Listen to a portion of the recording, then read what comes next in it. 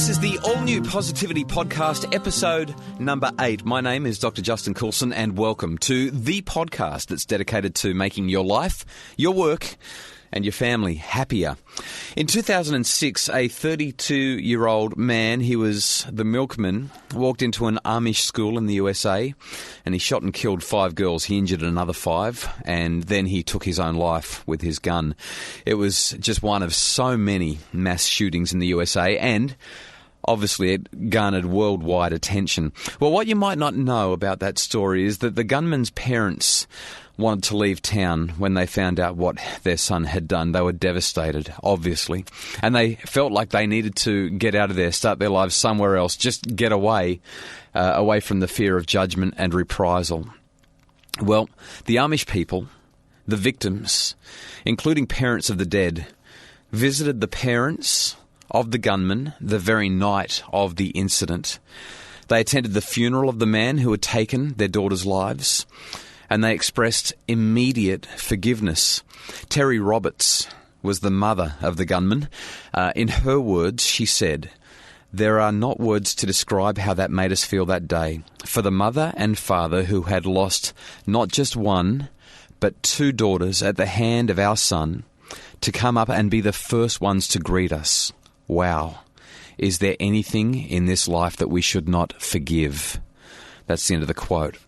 It seems that forgiveness has given Terry Roberts a future and helped her to find a sense of meaning and maybe even happiness in her life as a result. Today, we're going to talk about forgiveness and how it makes us happier in our lives, at work and at home. Plus, we'll take a look at a child who has anxiety about getting in the car after a car crash with Ask Dr. Justin. Forgiveness coming up in just a moment. Are you pulling your hair out because your child won't listen, won't do what you request? Do you find yourself shouting at the children because you just don't know what else to do? Do you have a child who's aggressive or hurting you or his or her siblings? Or are you dealing with a child that is back-chatting or disrespectful? Are you finding parenting more challenging than you ever thought possible? Dr. Justin Coulson provides one-on-one parenting coaching via Skype or phone and can help you. With parenting coaching, you'll receive personalised individual guidance designed specifically for your family's unique circumstances. Find solutions to the parenting problems that are driving you crazy, effective discipline strategies where you can stop being the drill sergeant, a better relationship with your children, and a happier home where everyone looks forward to being together. For more details and a coaching package that will suit you, visit justincoulson.com/coaching. Forgiveness is a challenge. Somebody does something to you that you don't like. Forgiving them is, well, let's just say it's not a typical reaction. Whether it's as simple as having someone cut you off while you're driving, or something as dramatic and horrific as being hurt or having a loved one taken from you. Now, some people might say, why should I forgive? Others might say, I refuse to forgive. Let's get a definition of forgiveness first, and then we'll talk about what research tells us about how forgiveness affects us and others. At a minimum, forgiveness means that we let go of a desire to retaliate against somebody. If we're going to have an ongoing relationship with the person, it's about moving towards positive feelings towards them. I think that it's also helpful to look at unforgiveness and what that might be. Unforgiveness is when we maintain our opposition or our hostility towards someone for what they've done. So when we forgive, we basically let go of that opposition. We let go of that hostility towards them for what they've done. It doesn't necessarily mean that we're going to forget what they've done, nor does it mean that we're going to condone what they've done or even necessarily be their friends again. But it is about a conciliation of sorts. For an ongoing relationship, it is about a reconciliation. But even for a relationship that will not be ongoing, there needs to be some sort of a conciliation for forgiveness to happen. Now, what I'm not going to do in this podcast is tell you who to forgive or what to forgive them for. That's up to you. But instead, I want to step out the ramifications of forgiveness and unforgiveness and give you some tips on helping to forgive. Let's talk about unforgiveness for just a minute. Unforgiveness has been shown in studies around the world to take a toll on people physically, mentally, obviously socially in our relationships, and even have an impact on our spiritual health. If you think about people that you know who are consumed with anger, and thoughts of revenge, or simply an inability to let go of something that happened to them at some point in their lives, people who will not forgive, you've probably found that they're not necessarily nice to be around. You've probably found that they can be quite bitter, that their conversations are fairly negative. You may even find that they're quite unhealthy because it does have a physical toll as well. By contrast, new research suggests that forgiveness is of benefit to our health and of benefit to our well-being. There was one study that I read where a psychologist asked people to think about someone who had hurt them or mistreated them or offended them. Didn't have to be a big thing. They just had to have been hurt or mistreated or offended by somebody. And while they thought about this person and the offence, the psychologist monitored their blood pressure, their heart rate, even monitored the muscle tension in their face, and also how much sweat gland activity was going on. What she found was that when people were ruminating over an old transgression, in other words, when people were being unforgiving and recalling this grudge, their physiological symptoms were soaring. Their blood pressure, their heart rate, it all increased. They were sweating more. They became more stressed. They reported that they felt unpleasant. In short, it made them feel angry and sad and anxious, and it actually made them feel like they were not in control of their lives. It reduced their self-efficacy. The participants were also asked in this study to think about that incident and think about the person who had offended them or hurt them, and try to empathise with their offender, or try to imagine forgiving them. Try to see what it was like for them and what might have caused it, and sort of walk through that, put themselves in that person's shoes. When they practiced forgiveness, that physical arousal, those physiological signs, coasted downward. They showed no more of a stress reaction than just normal wakefulness, just being awake and alive produces. So, why might that relationship between unforgiveness and negative health symptoms exist? Have a think about this. Hostility is a central part of unforgiveness. When we won't forgive somebody, we stay mad at them. Hostile. And hostility has also been found to be the part of type A behaviour that seems to have the most devastating health effects, like increased risk of cardiovascular disease, as well as just increased levels of stress hormones in the body.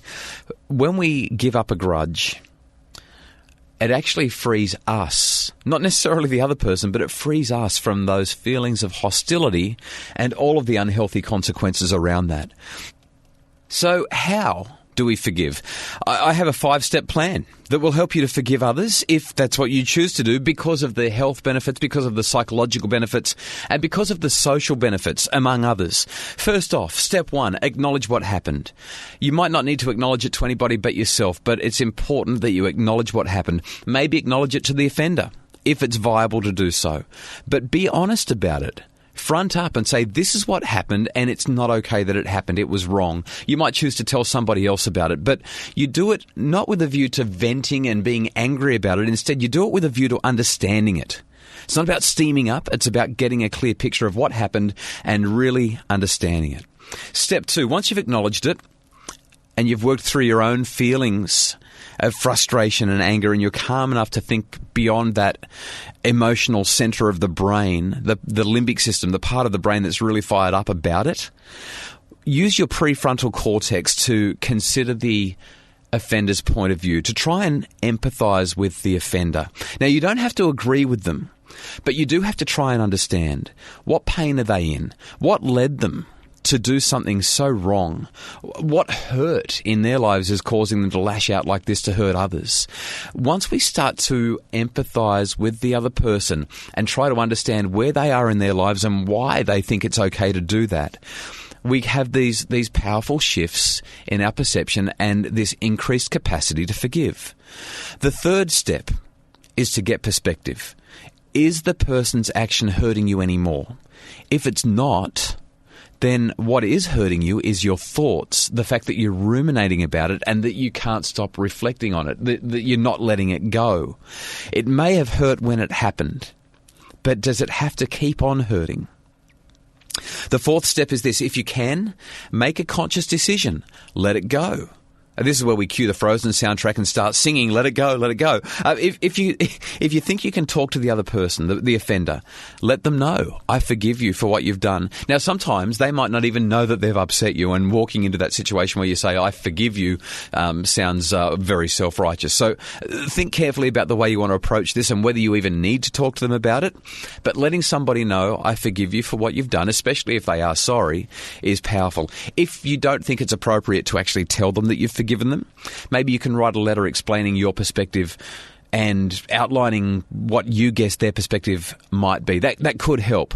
You may or may not choose to deliver it. It's really about going through this process of acknowledging what happened, working through your own feelings, and then considering their point of view, getting some perspective on whether or not it's still affecting you or whether it still needs to affect you, and then actually letting it go. That's step 4. Step 5, the final step, when you feel yourself succumbing to your anger over the issue, because it will come up again and again and again, remind yourself that you've dealt with it and that you've gotten it out of your system. Remind yourself that stewing over it isn't going to make it better, but moving on will. Those are the 5 steps that I think will help you to forgive and move on in healthy and productive ways and improve your well-being as a result. I love the analogy. I heard this years ago. There are 2 courses of action to follow when one is bitten by a rattlesnake. One may, in anger, fear, or vengefulness, pursue the creature and kill it. Or he may make full haste to get the venom out of his system. If we pursue the latter course, we will likely survive. But if we attempt to follow the former, we may not be around long enough to finish it. In other words, worry about fixing up yourself, and forgiveness is an important part of that. Don't worry about chasing down the snake and killing it. You're only going to hurt yourself in the process. What does this mean in an applied sense? Well, if your teenager gives you a whole bunch of attitude, forgive him. From his perspective, he feels justified. Doesn't mean he's right, but in his mind he is. When we let the anger build and grow, it won't make things better. All it does is drive a wedge into our relationships. It causes resentment, it causes animosity, and it creates more distance. And you probably know too many families have fallen apart because there's been an unwillingness to forgive on one part or another. If a stranger does something awful, like the son of Terry Roberts, who killed those 5 Amish girls, the task is greater. But if you scour the internet looking for stories of forgiveness, you will find a recurring theme. Those who forgive experience peace and eventual happiness and deep meaning in their lives because of what they're able to do. Now, the reality is that forgiveness is probably not a linear process. It's a roller coaster of ups and downs and backtracking and loop-the-loops and merry-go-rounds. You'll hit wonderful highs and then you'll feel yourself racing down a crazy steep decline because of some kind of trigger in your environment that brings back all of those memories. I love the quote from the actress Harriet Nelson. She said, "Forgive all who have offended you, not for them, but for yourself." You'll feel much needed peace. You'll feel much needed freedom as you focus on forgiving and letting go. Holding on to the pain allows the negative event to maintain an unnecessary hold on your life. You need better, you deserve better, and it's a powerful positivity booster. So here's my question for you. Have you forgiven someone, maybe someone that you were struggling to forgive, someone that it was hard to forgive? And if so, how did it improve your life? You don't need to leave all the details, but I'd love to know if you leave your answer at justincoulson.com/podcast/9. Just use the number 9. I'd love to hear about your forgiveness experience and how it's improved your life. Up next, some advice for a mum whose child was in a car accident and is now afraid of getting into the car. Your conference is about to start. It's 5 minutes to go. People are inside taking their chairs. I wonder what's going to happen next. Perhaps you're worried about the guest speakers. What will they say? Will it be appropriate, relevant, and up to date? Will it be evidence-based? Will they stick to time? Is it going to be boring? You want to be sure that the information at your conference will tick all your boxes and give everyone the stuff they want to learn. You want people to come to you at the end of the day and say, "Wow, thanks for organising today. I took so much away from your conference." Dr. Justin Coulson can help. He provides keynote speeches from 30 minutes to an hour and a half. workshops from 90 minutes to half days, and even day-long seminars. He speaks to school kids, professional educators, principals, and teachers who are working day-to-day in the classroom, right through to other professionals like lawyers and bankers who are parents. Because we all want happier families, happier classrooms, and happier workplaces. So, what's your next conference about? If you'd like to learn more about getting a speaker who will help your audience learn, laugh, and leave with practical tools that will empower them to be happier, more productive, and better parents, teachers, people, and if you'd like the credit for having chosen that speaker, visit justincoulson.com. For more information about booking Dr. Justin Coulson as a speaker at your next conference, justincoulson.com. For this week's Ask Dr. Justin, a mum has been in touch with me. She was involved in a car accident with her 6-year-old daughter. Now her little girl does not want to get back into the car. She's afraid, she's anxious. What can she do? Well, here's my response. If your kids are afraid of anything after some sort of a trauma, you're really going to do best if you put yourself in their shoes and try to understand things from their perspective. Just imagine this. Imagine you're afraid of catching an aeroplane. You're afraid of flying. So you climb on board the flight and you feel your heart in your chest starting to pound. You can feel your heart rate increasing and your palms start sweating and you can hear your heart pounding in your ears. And the pilot sees this worried look on your face and says, "Don't worry, it'll be okay." So you say, "Well, I'm actually really scared of flying, and I just watched a documentary the other day about flights crashing." And he says, "Look, those crashes were accidents. I saw the same show. Sometimes accidents happen. Are you feeling safer now?" Maybe he goes the extra mile and says, "I'll tell you what, I'll show you all the features of the aircraft. I'll help you understand how good our technology is." And then he gives you a lengthy lecture pointing out all of the various ways that he can ensure your safety. You feeling comfortable? Maybe a little, but probably not in all reality. And then, of course, at the end of that, he smiles and says, "If we do have an accident, we've got things in place to keep you safe as well. Our hostess will show you everything that you need to know," and then he hands you over to one of those safety brochures to read in the seat pocket in front of you.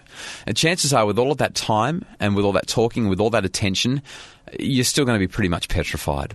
One of the most common parenting mistakes that we make is that when our children are experiencing these really intense emotions like fear, we become really logical with them. Whether they're afraid or whether they're frustrated or feeling really sad or they're grieving or they're angry, we very quickly and very neatly explain why everything's okay. We tell them to calm down and everything's fine, and we tell them to just trust me. Sometimes we tell them what happened and why and what the outcome will be or what the outcome might be. And it seems that this mum might be doing this a bit with her daughter. She's kind of stepping it through and saying, "Look, it was an accident. These things only happen every now and again. It's probably not ever going to happen again, and you're going to be fine, and we've got a safe car, and we've got seat belts, and it'll be fine." Now, we do this with the very best of intentions. We feel that if we give our children more information, that's all that they need. But unfortunately, when we say things like, "You'll be fine, it was an accident, how often has it happened before, calm down," it doesn't really make them feel reassured or safe. And let me ask you this. What makes you feel reassured or safe? Is it a logical explanation from somebody who knows more than you and is more experienced than you? Maybe sometimes it could be, but I'd venture that more often than not, it's not going to be enough. Is it somebody telling you to calm down? Usually when somebody tells me to calm down, it makes me more and more anxious. While there may be some people for whom this is enough, many people are still not going to feel that good about it, because understanding at an intellectual or a logical level is not what our kids normally need. It's something at an emotional level that they need. I think what will help this little girl most is emotional first aid. When you think of the physical first aid we give to a child who's hurt, we rush to them, we clean their wounds, we cover their wounds, we tend to them until they're out of danger. Emotional first aid is the same kind of thing, but it's focused on the emotions rather than the physical body. So if our child is hurting emotionally, we focus on soothing their emotions. Researchers from MIT and from Yale, among others, have created entire programs that are built on teaching people how to give emotional first aid, coaching children through emotions. And the steps are really quite simple. Here's my simplified version, bringing together a few of these programs in one. First of all, acknowledge that your child's experiencing the emotion and see it. Secondly, as a chance to be close to them. Third, label the emotion. Give it a name. You're feeling really afraid. You're feeling really anxious. Fourth, validate the emotion. Sometimes I feel like that too. Lots of people feel like that when they're in that situation. Whatever it is that you need to say to validate it. It doesn't mean that they're right, by the way. It just means that you're saying, I get how you feel. Sometimes people feel like that. And lastly, problem solve together once the emotion has subsided. See, children want to know that the world is safe and predictable. And a little girl who has been involved in a car accident and now is scared to get in a car is really saying, I believed in a safe world, and now that belief has been interrupted by the accident. And so she needs to feel safe again. She doesn't need to be told she's safe again. She needs to feel safe. And the best way to help her feel safe is to see her emotional pain and respond to it, to be close to her, to tell her what you think she's feeling and that everyone feels like that, and then hug her. And then when she's ready, say, well, what should we do about it? I think that it's really important that if a child's hesitant to do something that has caused some trauma, whether it's getting into a car or going in the pool or whatever it might be, we should let them know that that's normal as well and engage in conversation to help them decide that they will actually go and do it again. A couple of extra points. Don't make a big deal about it. Just be patient, be compassionate. Don't bring it up. Don't get frustrated if she goes backwards before going forwards. That's pretty normal. It's about being patient. And similarly, if she's in the car, for example, and she gets mad at other drivers because they've frightened her, instead of getting mad at her, just be understanding and use those steps that I've outlined to respond softly and let her know it's okay to be afraid. So that's my answer for that one. If you have any questions about your parenting, your child rearing, you can ask me a question at justincoulson.com/questions. All you've got to do is leave a voice message there, or you can email me. All the info you need, justincoulson.com/questions. Up next, I've got an important announcement that I think you'll be very interested in, and a quote. In fact, I've got about 4 quotes about forgiveness that I hope that you'll be able to share with your kids and remember for a long, long time. Parenting is the most important thing we will ever do, so it's important that we get it right. But with so much pressure, demands and advice, it's hard to know what our children really need. Using the very best scientific research and then turning it into an easy-to-read book and CD, What Your Child Needs From You helps you connect with your children in meaningful ways. Dr. John Irvine reviewed it and said, practical, easy to read, well-referenced and covers so many of the day-to-day topics parents agonise over. And Michael Gross claimed, this is a book that deserves a special place by the side of every parent's bed. What Your Child Needs From You from Dr. Justin Coulson is the parenting book that offers the solutions to make you a better parent and help your family to be happier. Available as an ebook and an audiobook at major online booksellers now and at justincoulson.com. Well, I'm pretty excited to tell you that I'm just a short time away from releasing 2 new ebooks. The first one is all about positivity. It's a quirky little ebook called 5 Surprising Secrets to Creating a Happier, More Successful You, starting now. And in this ebook, I'm going to uncover a bunch of little-known scientific facts, many of which are remarkably counterintuitive, that can lead us, our work teams, and our families to greater happiness and success without a great deal of effort at all. And I think you're going to love it. As well as that, I've been collaborating with a dietitian by the name of Fiona Sutherland on an ebook called Getting It Right Without a Fight. It's an ebook for parents of fussy eaters. I'll be launching that in a few weeks, and if you've ever experienced food battles with your young'uns, this is the book for you. So I'll keep you posted on that one. Okay, this week's quote on forgiveness. Oscar Wilde said, "Always forgive your enemies. Nothing annoys them so much." Well, that's not what this podcast is about, but I just wanted to share it because I thought that was funny. Here we go with a more serious one. Gandhi said, "The weak can never forgive. Forgiveness is the attribute of the strong." I love that. And Gordon Hinckley said, "The willingness to forgive is a sign of spiritual and emotional maturity. It is one of the great virtues to which we all should aspire. Imagine a world filled with individuals willing both to apologize and to accept an apology. Is there any problem that could not be solved among people who possess the humility and largeness of spirit and soul to do either or both when needed?" Mark Twain, "Forgiveness is the fragrance that the violet sheds on the heel that has crushed it." Beautiful and so important. Hope you enjoyed the podcast this week. That's all I've got for you for this week. Thank you for listening. If you have any questions that you'd like answered, go to justincoulson.com/questions, and I'll do my best to answer you in an upcoming podcast. Just leave a voice message there, or you can send me an email as well. And if you've enjoyed this podcast, you can find the outline and the resource links in the show notes at justincoulson.com/podcast/9, as in the number 9. I'd love to hear about your forgiveness experiences. So visit the site, let me know, justincoulson.com/podcast/9. As always, I'd love to encourage you to share the podcast as well. If it's made an impact on you or helped you either in your personal or professional life or in your parenting, I'd be really appreciative if you could visit that website, justincoulson.com/podcast/9. You'll find a pre-populated Twitter or Facebook post that you can share with your friends and followers and help people to find out about the podcast. And I'd also be so grateful if you would rate the podcast on iTunes. It's your ratings that determine how likely it is that people will discover the podcast. The ratings boost the visibility of the podcast, and it helps other people find out that I'm here and that I'm trying to have a positive impact in their lives and in their families. So that'd be great if you do that. Of course, you can subscribe to the podcast at iTunes as well. That's it for this week. I will have another podcast all set to go next week. Until then, remember, the greatest weapon against stress is our ability to choose one thought over another.